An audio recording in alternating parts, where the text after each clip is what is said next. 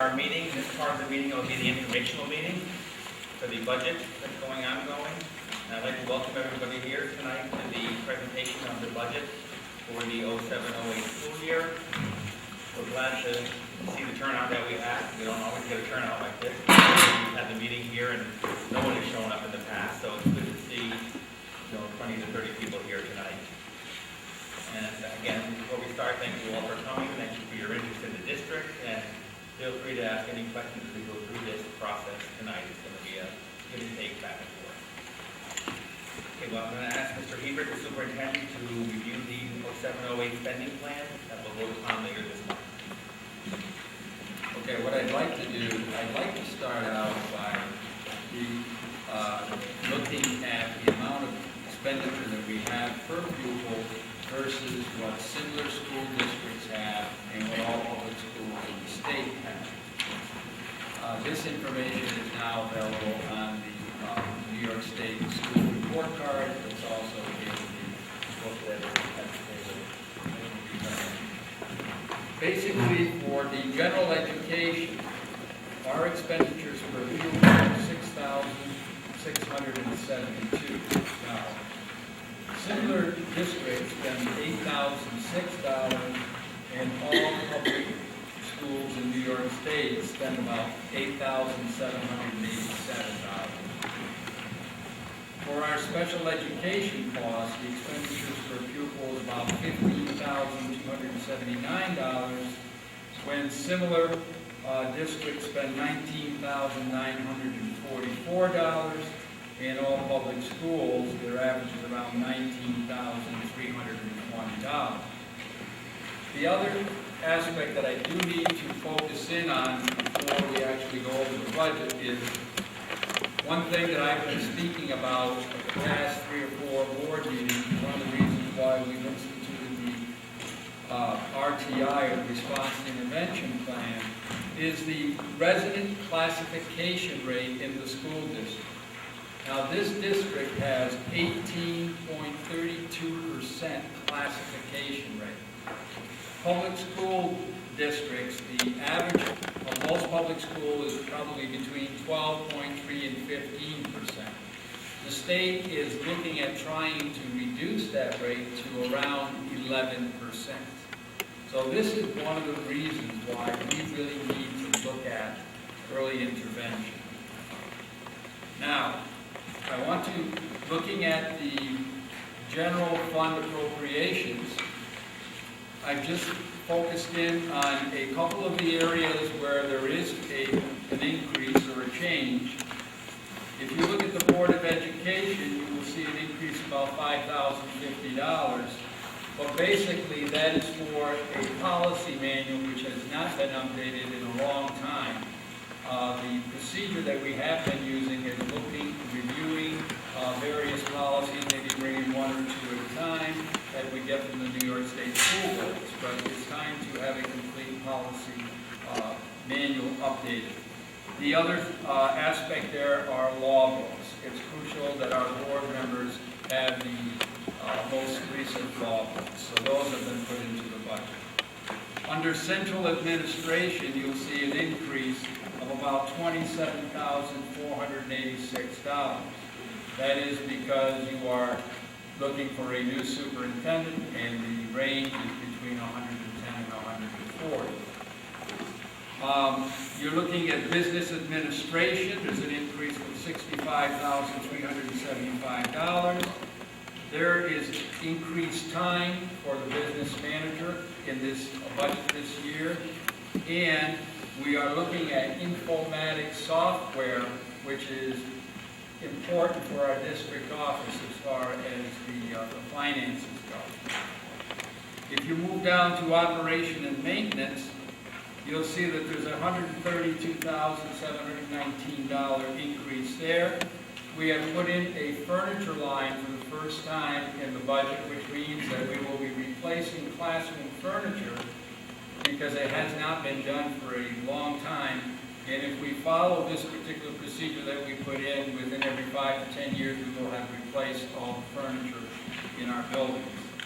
The other part of that is that we are looking at a our maintenance man is retiring next June, and we need to bring on someone probably for a couple months in order to become familiar with all the procedures that we have and all the equipment. So there will be a training of approximately 2 to 3 months. The other would be the increase in the electric, the fuel, the water, and the sewer. Now, the real increase you can see in the central data processing,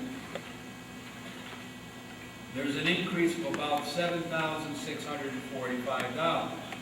That is because we are going to be switching to informatics software. As you are aware, we are now going through our audit from the comptroller. Everything is going very well, but this is a very strong recommendation that we look at a new type of software, and informatics would be compatible to what we have. So that's what we're looking at, and that's where the increase is. If you look at teaching regular school, you're looking at about a $441,637 increase. That is because of the RTI program and the reduced class size that we have been talking about for the past 3 or 4 meetings. Now, what I need to explain at this time is why is this program here, and that has to do with the contract for excellence. We have been talking about how our middle school is now a City 2 school, and we also talked about it at the last board meeting that we were one of the schools that was selected for a contract for excellence. Now, with that contract for excellence, what it means is that we received a great deal of aid this year, but only 3% of that aid that we received could be used for operational aid. So we were looking at approximately $750-some thousand that we needed to spend for new programs and different methodologies that would help us improve. Now, part of that is that it is not subject to the budget cap. In talking with the state ed, they really stressed the fact that they wanted this to be used for new programs, because we know that in the past, school districts, even though they have received some aid, most of that aid has been used, and when it came time to budget time, cuts had to be made, etc. So this is considered grant aid, which means that it is not subject to the budget cap, and we have no choice but to utilize it in the way that the state ed wants us to do that. In addition to that, we can use a percentage, which I believe is 25% of that contract for excellence money, and that can be used to sustain some of the existing programs that we currently have. We must use that money, because that's why it was provided to us. And it is also not just a one-shot deal. This money will be there for 2 to 3 years. So once we put these programs in place, we will be provided with the funds in order to maintain them. I think it's exciting. I think for the first time we're going to be able to really focus on trying to improve the instruction, to work with our students at an early level. So that's why that RTI is there. That's why that increase, I should say, in the teaching of regular education is there. It's not because all of a sudden we decided we wanted to hire more teachers or do something a little differently. It's what the aid was intended for, and we must use it that way. The other area which shows some growth is the occupational education. Our numbers have been rising. We think it's a wonderful program. As long as the students meet the school criteria of performance and attendance, they are eligible to attend this program.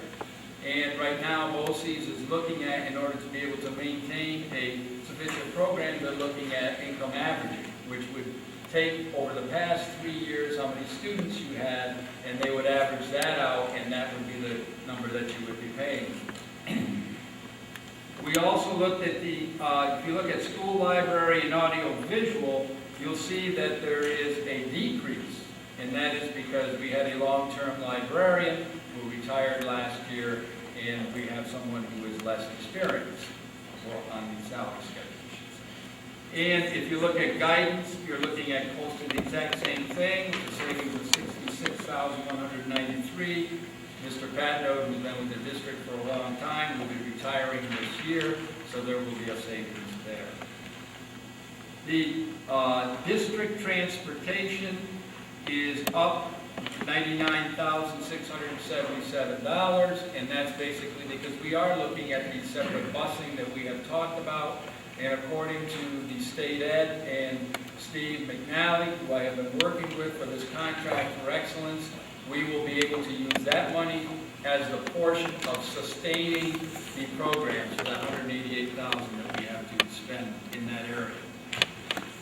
And then the other area that really changes, of course, is your employee benefits. You have your increase in your TRS, in your, which is your teacher's retirement system, your employee's retirement system, and your health insurance. And we have a decrease in the debt service because we have 2 bonds, I believe, Sheila, right, that are now finished. So those are the bus bonds. The charge for services, looking at the general fund revenues, you can see a slight decrease of $14,232, and that is because, as you know, we receive tuition from Vermont students. We are looking at probably a few less students next year than we currently have. The only other area that I see that I want to mention something about it would be the Medicare reimbursements. You can see that basically it's projected to be the same. However, there is a new ruling that has come out that says basically now, in order to be reimbursed for speech, you have to be a licensed speech pathologist, and you really can't have somebody working under the supervision of that individual. And also for counseling, which we have been receiving some reimbursement for, you also have to be a licensed counselor. So there may be a minor reduction in that before we get done with the I think if you look at overall, you'll see that the proposed budget is up 4.9%. And we're looking at a reduction of 8.8%, which would bring our tax rate down to $20.33 from $22.11. And at this time, if anyone has any questions. I would like to, and I like to play around with numbers and look at things. I ran this by a few individuals, but I realized that we're looking at a reduction. But in talking to Senator Little's office, we all received a rebate check. I believe it was around October, November last year, and I think it was around $181, because it depended on what district you were in as to the amount of money that you received. Now this year, when they settled, what they have done is that if your income is under $90,000, you will be getting twice that amount of money. Pardon? Our taxes went up. I realize that, but if you just follow my scenario for a minute, okay? I understand that my taxes went $43,000. Then if your family income is between $90,000 and $150,000, you will be receiving 1.5 times. So I think in these times, we all have to be pretty strategic. And what I'm looking at, if you had a home of $100,000, is what we usually look at, and you were to receive $30,000 in STAR because the STAR is still there, and you were to take that 70 and multiply it times $20.33, which is your tax rate, you would come out to $1,423.10, which would be be your tax. However, if you were under 90,000 and you subtracted that $362 that you would be given as a rebate, and then you divide it again by 70, you'd find that your tax rate drops down to $15. And if you are over or between the 90 and the 150, then your rate would be $16.45. It's just another way of looking at it. I know we get those checks and we say, oh wow, but if we were to take that check and set it aside and apply it to taxes, then there would be a reduction. Mr. Heber, with all due respect, I mean, all of that, what you just said, really has nothing to do with the school budget, does it? No, it does not, but it has. Okay, well, that's what we're here to talk about, I thought. I know it's a bottom line figure, but, you know, if I make $1 million, then my bottom line, I wouldn't even be here, but, so, Okay, I think that had nothing to do really with the school budget, did it? it just has to be, it has to do with a way of trying to maintain. But you're right, well, we are down, as far as the school budget goes, we are down 8.8%, which brings us down to $20.33. Yes. Bob, where does the referendum we just passed, where does that fit into all this? How much are we paying this year on the renovation referendum? Oh, for the capital project? Yeah, The capital project, right, though, will not affect us till next year. Not till next year.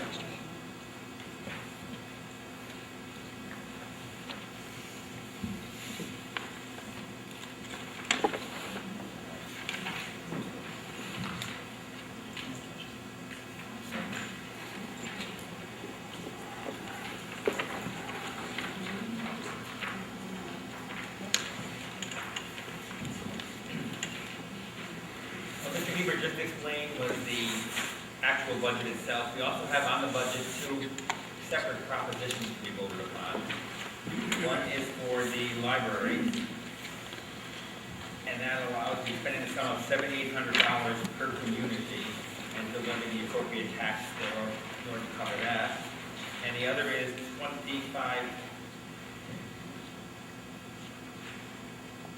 That's the idea. $476,000 for buses, purchase of 5 buses, and 2 7-passenger vans. Those will be being put up as separate propositions, they will have a separate vote. And that'll be decided upon if we go with buses or we go with the increased money for the library separately, as part of that overall budget proposition. Also this year, we have 1 term available on the Board of Education. The president incumbent is Silva Martin, and she has decided not to run for re-election. And we have received petitions from 4 individuals.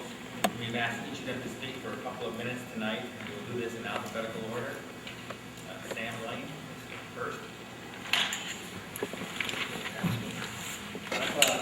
Samuel Lane from Champlain. If I look familiar, because I was on that board from 1991 to 1999. And I know what it's like. And I put some, I want to go back to it, so I wrote that down and put it on paper. And here is the reason I'm running into this position. I held for 8 years. I was on that school board. Is that I believe the district, well, right now we're on a crossroads. We're on a crossroads. The tax rate has been historically high for years. I've looked at the reasons why. I've never found a really good reason other than it's very difficult district to manage. And there's 100 other reasons why that happens. And we're putting a new superintendent. We have a lot of people over the high tax rates. There is still a lot of tension between the West and the East. That's something that hasn't been looked into. And if you let me put me back on that school board, this is just what I'm going to go. This is just before. I must have been in the school in those 8 years. If I wasn't in the school 100 times, I would listen here a lot. And I was in the Champlain school. I was in the Ross's one school. I was in the middle school. I was in the senior high school. I was in all those schools all the time. And I was a farmer back then. And I could set my own time. But for this particular time, if I run and get reelected, I've always sat down with the owner of my company and I told him just how I'd like to operate, just what I want to do, just how much time I want to put in it, and he said, go ahead and do it. So that's all worked out. And, while I was on there for 8 years, I negotiated with the teachers union, the CSEA, the administrative council, the secretarial group, and I helped bring these to a conclusion. We may not like the conclusion, we may not like the results, but these are tough, tough things to go through. These are all union groups. You just can't sit down and say, no, we're not going to do this or we're not going to do that. It just doesn't work that way. It's just very difficult. I've got experience there. And the only promise I'm going to make to anybody here is that me and all the other school board members are going to do the best we can to get the best education for everybody in the school. I have 4 daughters that graduated from this school. They all went on to college. They all have a college degree. One has 2 college degrees. And another is thinking about going back. There's one of my daughters right there. She's got a 4-year degree. She's thinking about going back and becoming getting another degree. We have so many degrees in my house that it's really something. And in fact, my wife graduated from nursing school next month. And she's, I won't tell you how old she is. I wouldn't if I were you. But anyways, and the last thing I'm going to say, I have always found school business interesting, challenging, and with 3 grandchildren, I've got 3 grandchildren in the Northeastern system now, I have a vested interest in the quality of this education given to our children, and as a taxpayer, I also want to keep our expenses at a reasonable rate. And we're going to have to keep our pencil sharp, yet provide the best opportunities for all our students, and we must continue to do this in a safe, creative, healthy environment for all of them. And if you put me up there, this is what you get. I talk a lot, I ask a lot of questions, and I make a lot of noise, and I tease some people off, but when the phone rings, they know I'm going to help them out. There you go. Thank you much for listening.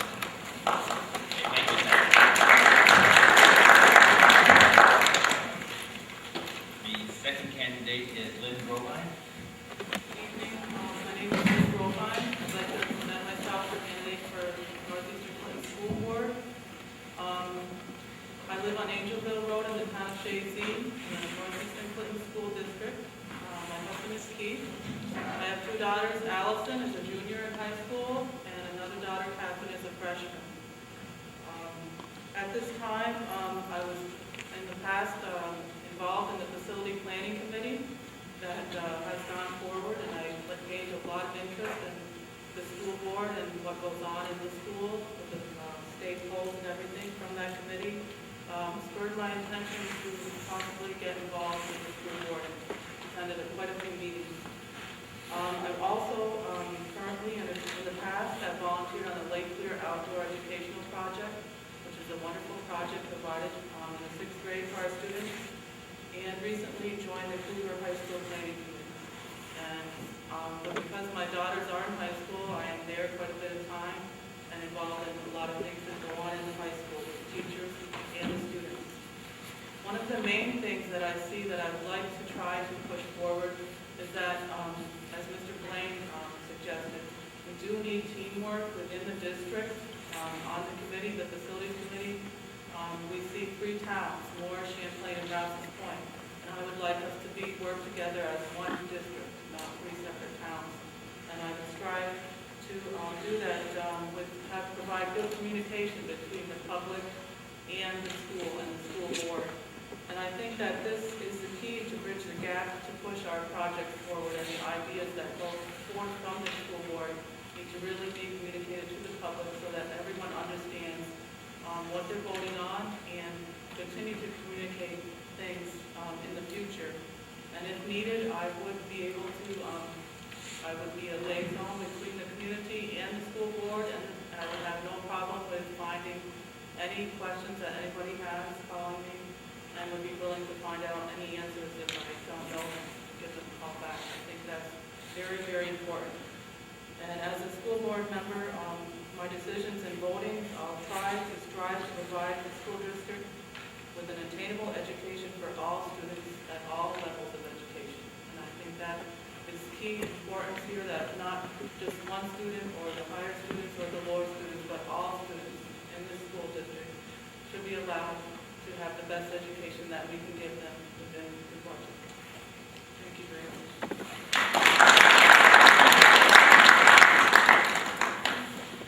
Thank you, Larry. Third candidate is Paul Lavalley. Hi, my name is Paula Valley.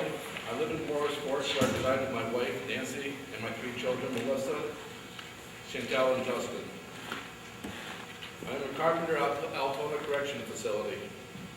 I have been in the KC for the past 25 years. I was also sat on the school council at St. Mary's Academy, where I coach youth sports. I enjoy many outdoor activities.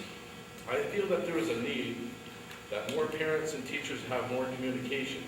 Education is the #1 priority, and I also feel that the students' self-esteem is part of that teaching process.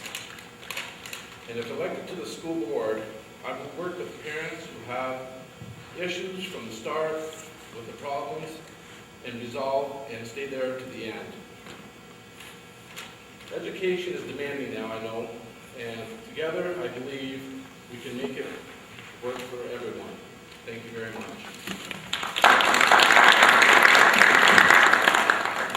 Thank you, Paul. And the fourth candidate is Dan Letourneau. I'll turn my back on you guys a little bit. These are the people I want to talk to. My name is Dan Letourneau. I was approached by members of our community, as each one of you were, to run for the school board, and it sounds like for much the same reason. It's gratifying to see there's 4 people willing to put their heads on the line and put up with what these guys do. It's an important issue. I have 2 children in this school district. One's 7th grade, Matthew, and one's a junior, Nicholas. We're interested in what happens to our kids. You guys are interested in what happens. Our taxpayers in this district face a heavy burden, and they've been facing it for a long time. Every year, as Mr. Hebert said, he likes to play with the numbers. It doesn't matter, it still comes out of you. You have to write a check. You can say what you want. People want to know how the money is spent. They want good, clear, concise information. They don't want to feel like it's been put over on them. Not suggesting it has been. We need to get more answers across the board throughout this entire process. I've been on both sides of the coin. I was a school teacher in Bigmantown from 1973 until 1980, and then I went into federal law enforcement, less stressful. And it's taken me all over the world, and I've had my children in a lot of different school districts, and we have a great one here. But it costs a lot of money. I'd like to see that money spent as efficiently as it can be, but not at the expense of our children's quality of education. I'd like to make the same pledge, I think, that each one of the other individuals other candidates that are running have made. If I'm on this school board, I'll be available to the public. I'm not really concerned with where you live. I'd like to thank Silva Mary for the great job she's done. She happens to be a resident of Rouse's Point where I am, but her boundaries were not, she didn't stop when she got to the village line. Anybody could call her, and I like to think it was the same way here. Moore, Champlain, Rouse Point. I chose to move back here.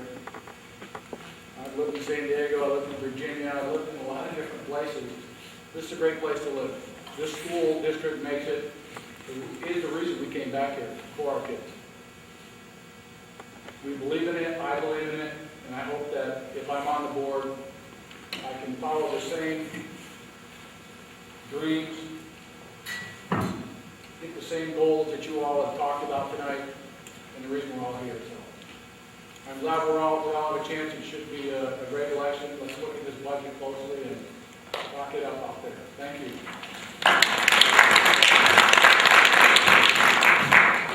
Thank you, Dan. And I want to thank all of the candidates for taking the time out to come tonight and to give us a little update on themselves, on their lives, and what their ambitions and goals are for the Northeast Central School District.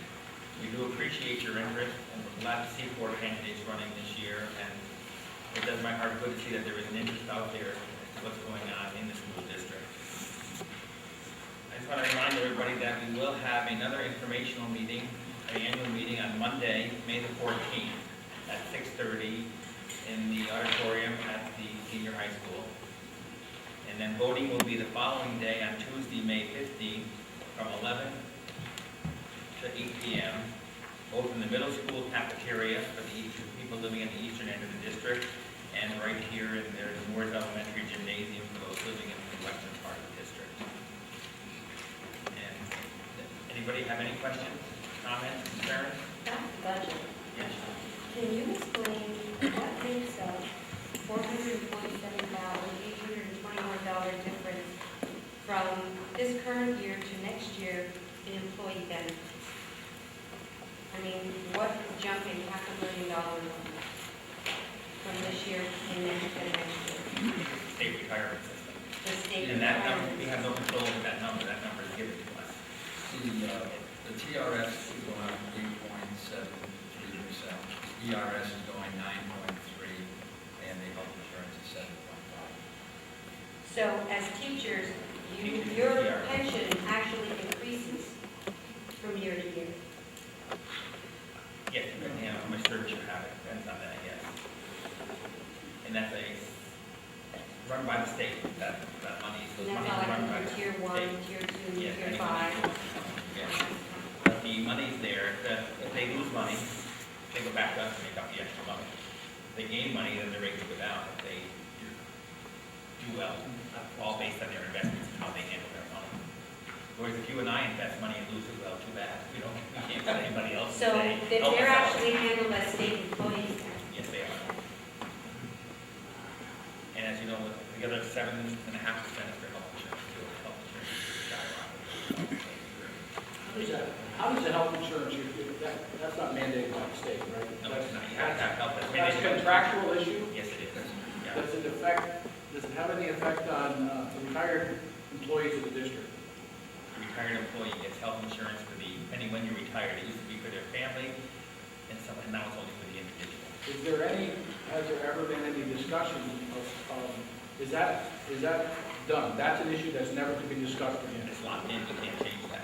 That's the question. Yes, it's contractual. Okay. Agreed upon. So when that goes up, you really have no choice but to fund it, period. That's right, yeah. we want to do that.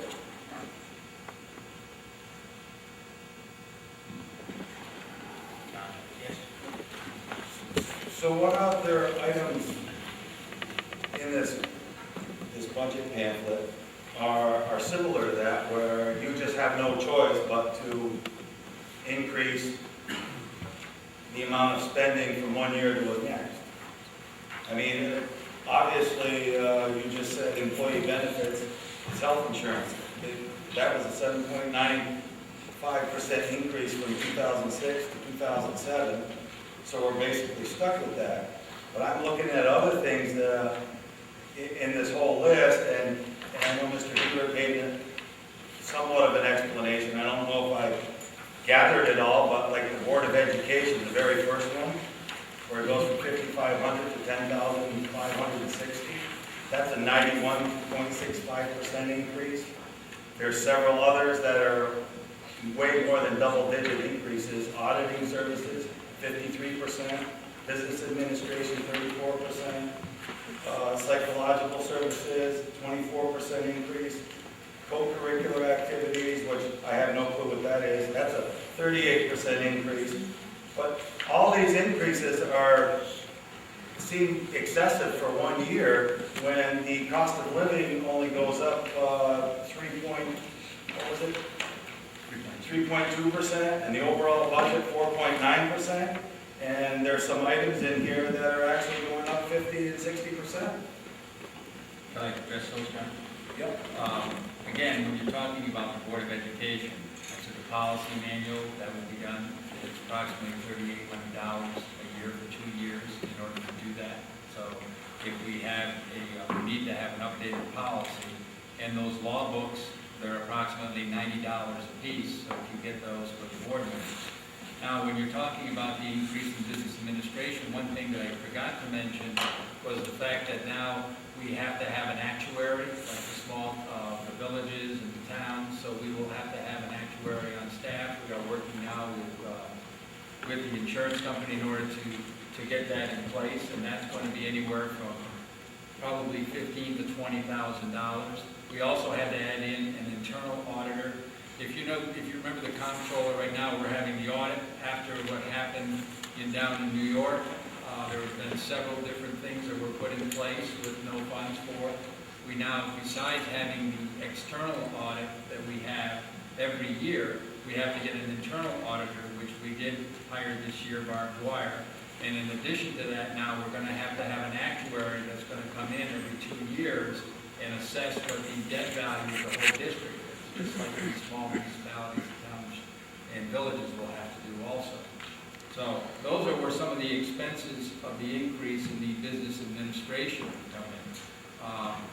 As far as, I realize that it's a 50% increase, but when you're looking at 5,000, you're looking at 3,800 and then $100 per law book, that really, is not, it's a lot of money if you're looking at it from the percentage, but if you're looking at the needs, that this has never been done over a period of time, and a lot of things that you do in the district, unless you have the policies there, it becomes a very tentative thing as far as legal matters go.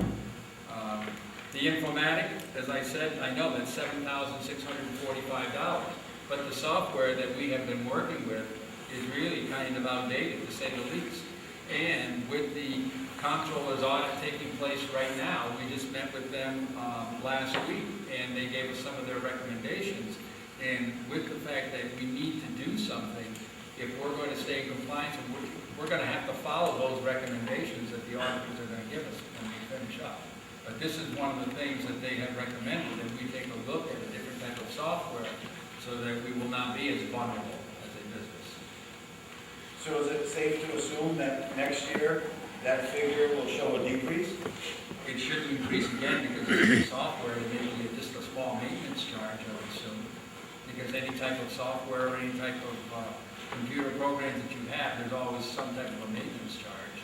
Like we have, like the data warehouse that we have, but that takes attendance in the middle school and the high school.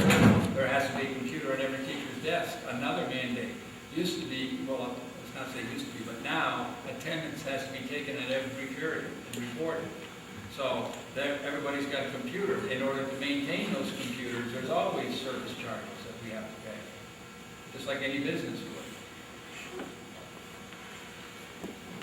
Can I ask a few more questions? Because I'm loaded with them here. That's okay. Bear with me. Psychological services show a 24% increase from one year to the next. Can you explain that?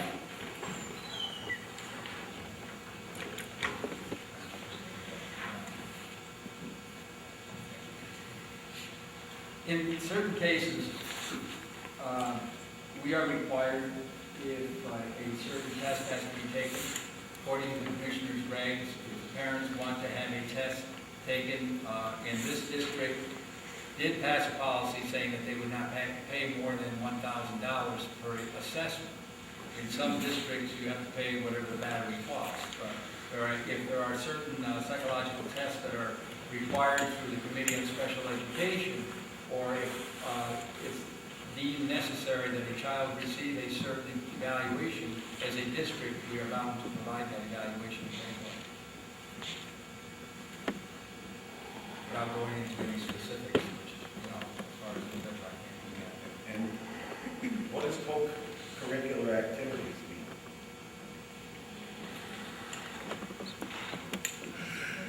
Right under the psychological services. Okay, we added back in the Model UN. That's $5,000 we added in back to the Model UN. Because if you remember last year, the Model UN was paid for through a grant that we received from Betty Little. We applied for it and she gave us the $5,000. And this year we added it back in. This was one thing that a lot of the people at the budget workshop wanted to do, so we put back in here.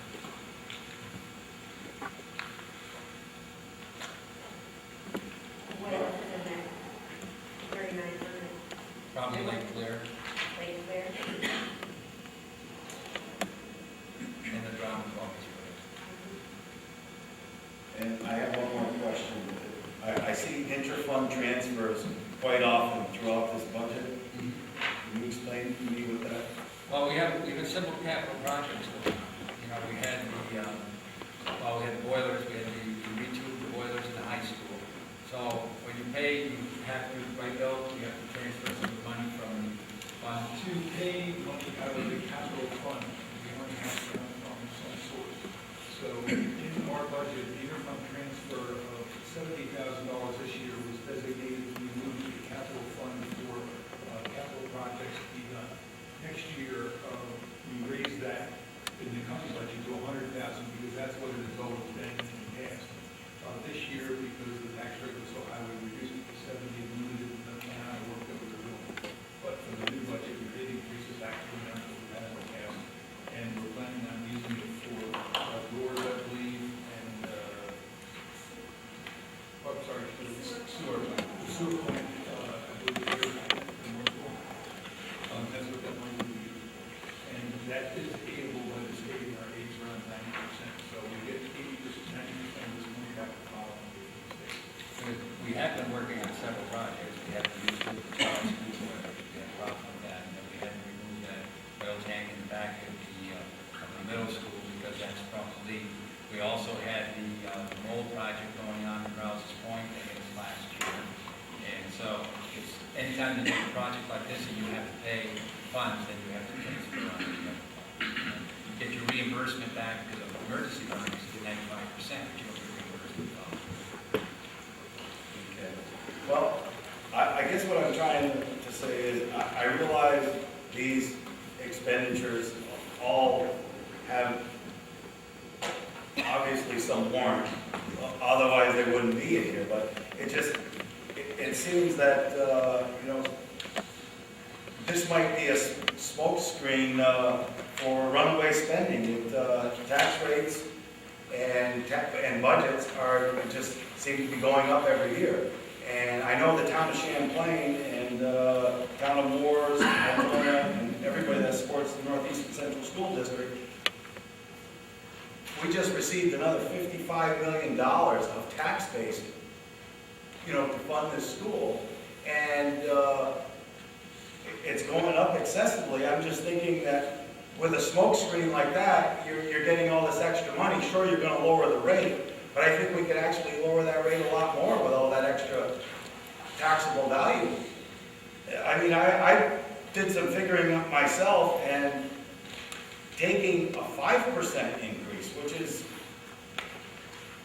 on all of these departments, you could save over $618,000, which would lower that tax rate down to less, just about $19 per thousand.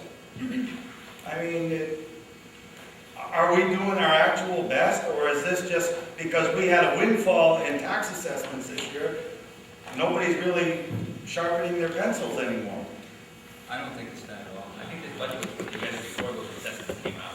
This budget was completed a month ago, and the assessments came out 2 weeks ago, 3 weeks ago. We had no idea they were reassessing that those were going to come out when this budget was put together. As a matter of fact, the additional revenue was put towards it. One thing I always thought about school board, more about administration, is that we figure out how to save 10,000, and then in the next 5 minutes, somebody else figured out how to spend 10,000. Or 20,000. Or 20,000. That's what, and it's nearly, you are right, it's like a smog monster. And it keeps growing and growing and growing. And sooner or later, it's going to have to stop.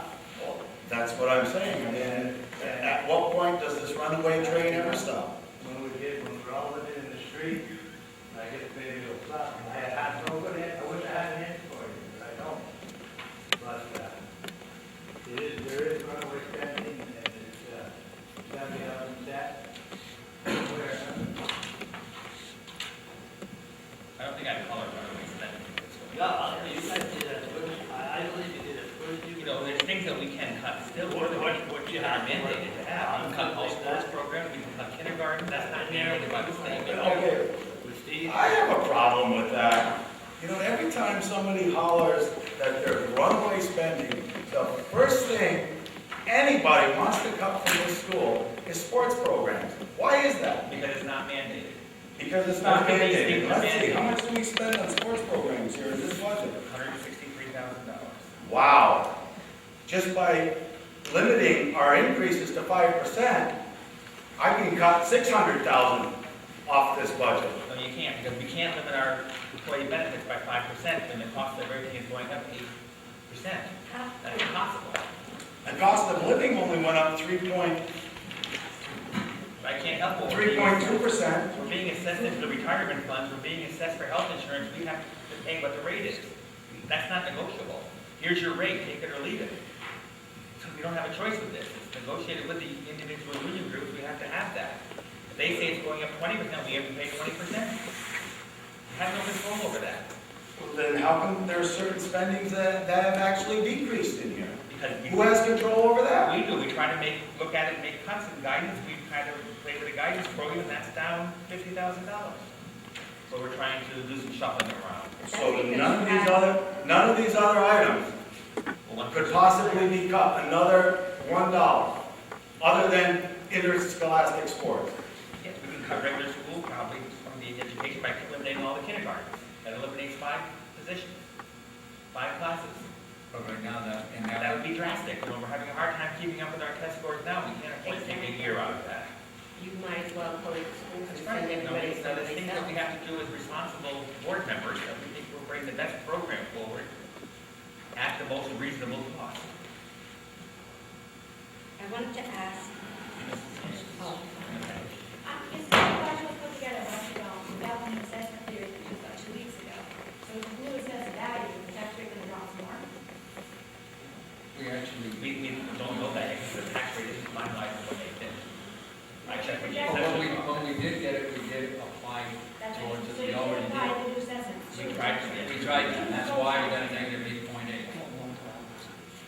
before that went in effect, I think we were at 2, yeah, -2 something before that. So everything that we got back, we put forth, and then if we get more, Right. We don't know what's gonna happen with the actual, and you won't even know that when you vote, you won't know that until September, but Right, the projected amount to look forward to. this is our best guesstimate at the present time. How many days a week does the business manager on site? the business manager's on site 2 days a month. 2 days a month. And it's a firm that's on site, right? He's from the Retired Business Administration Association. Has the Board of Education looked at hiring a full-time business manager? Yes, we have. And I think we're going with this alternative now because the cost will be prohibitive. And that's one place where we made a cut. We had that in the original budget that went through. We had a business manager for $60,000 to $80,000. And now we're increasing the services this year. I For next personally year. think in the long term for the district, it'd be better if the business manager on site every day. Full-time every And day.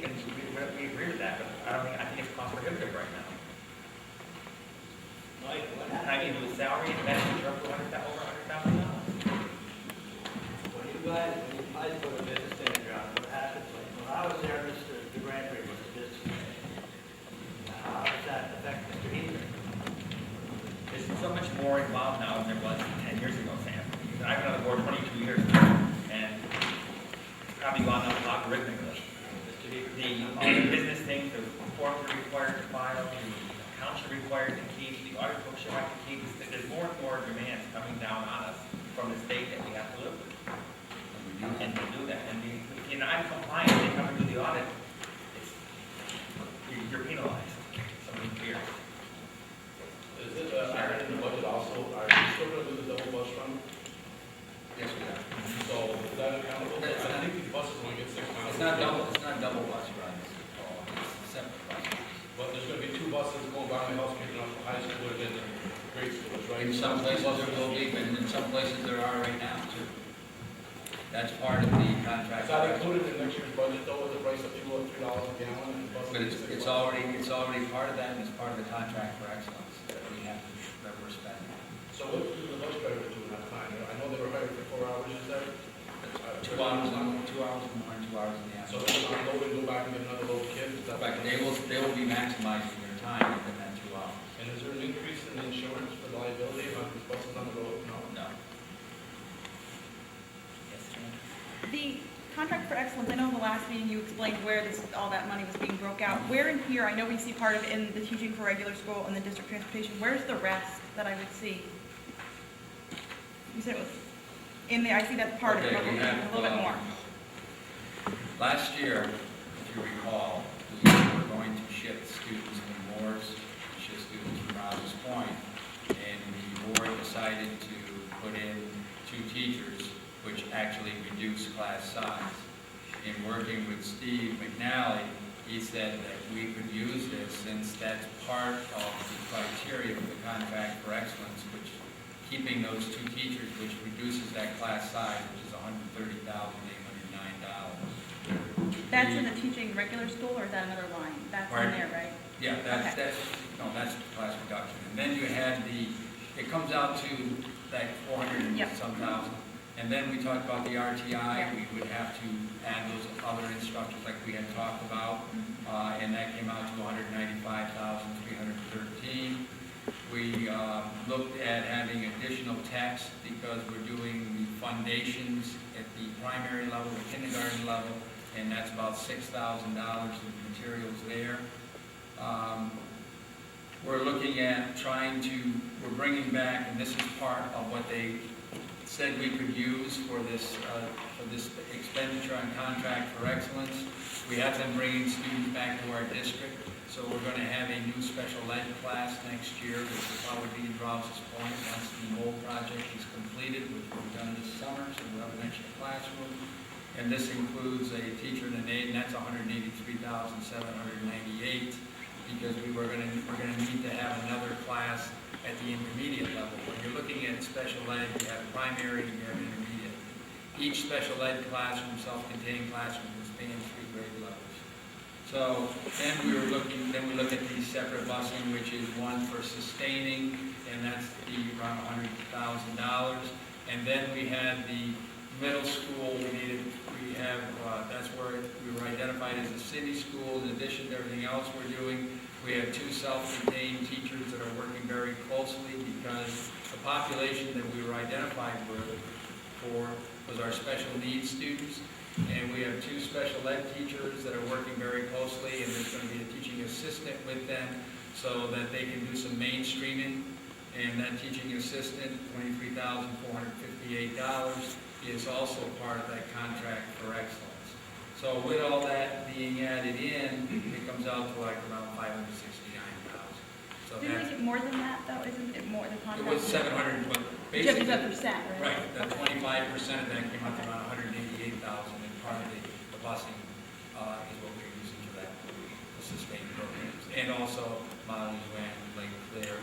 When I write up the actual contract, which is due on July 1st, all of these things I will be able to. What happens to RTI when that money goes away? Well, RTI, first of all, will help us, if it works properly, and I believe it will, help us to reduce that special ed population, which in the beginning we said was extremely high. And this contract for excellence, in talking to Steve, said it is going to be there for several years. So if it's there for several years, and if it actually does reduce the special ed population, as we go through attrition, we should be able to eliminate, positions, and as our students start to resolve more of their problems at the primary level. So the RTI would be it would go away? The RTI would probably stay there. Would stay, It's an but other effective things would go program, away. right?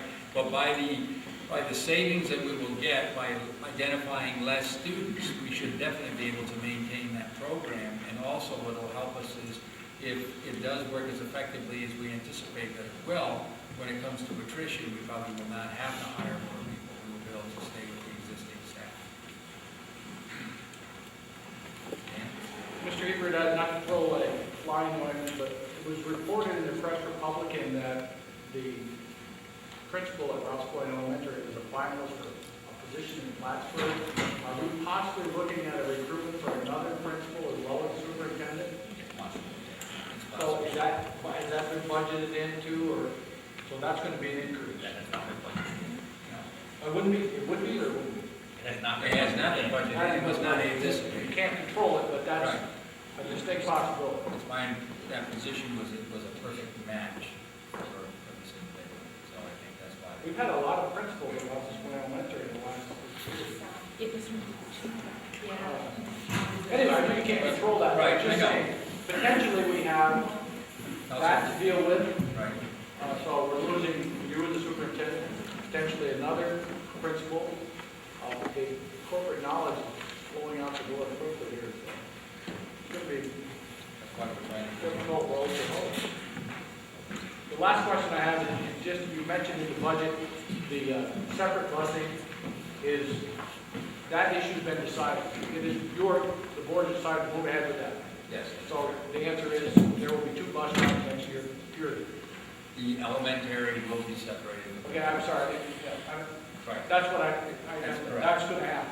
Okay, thank you. I just have a simple question. Your co-curricular activities, does that include your regular field trips, like when the kindergartners go to Park Safari or Bio or anything like that? No? No, our field trips are included in the paid by the parent associations. We provide the Can I bus. say something there? They paid for it for the past year because they work up. However, parents, parent partnerships and sport groups have had a very hard time getting funded. So I wish they would have been in the budget because, you know, there's only so much chocolate you can sell and only such candles you can sell. So we should put that in the budget.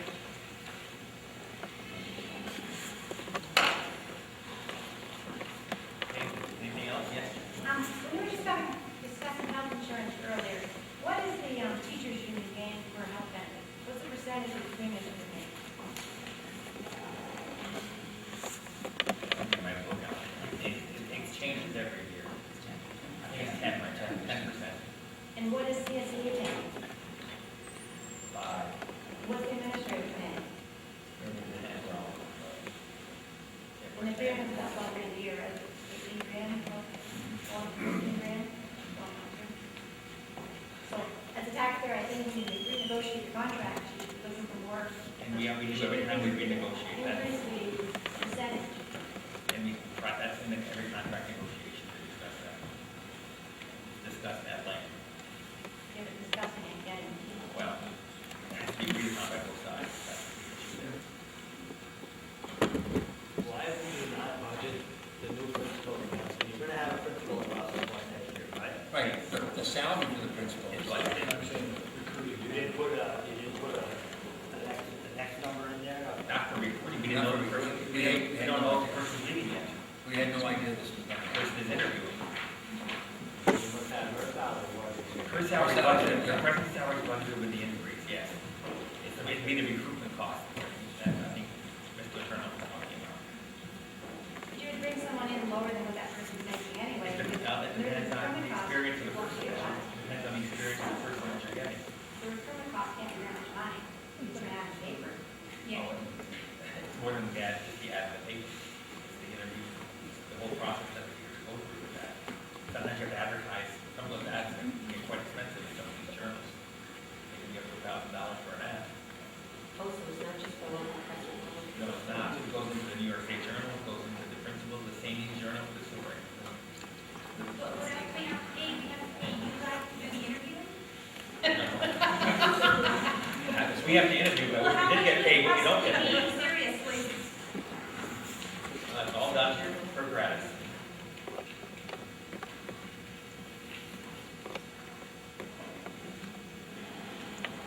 Okay, I'd like to thank everyone for coming. We appreciate your interest, and we appreciate any questions you have. We're willing to answer any questions that are there anytime. If you have any other questions afterwards, feel free to call Mr. Heber or any of the board members, and we'll try to answer any questions before the vote. We do have a regular meeting scheduled for tonight. We'll take a 5-minute adjournment before we start the regular meeting. Thanks again for coming.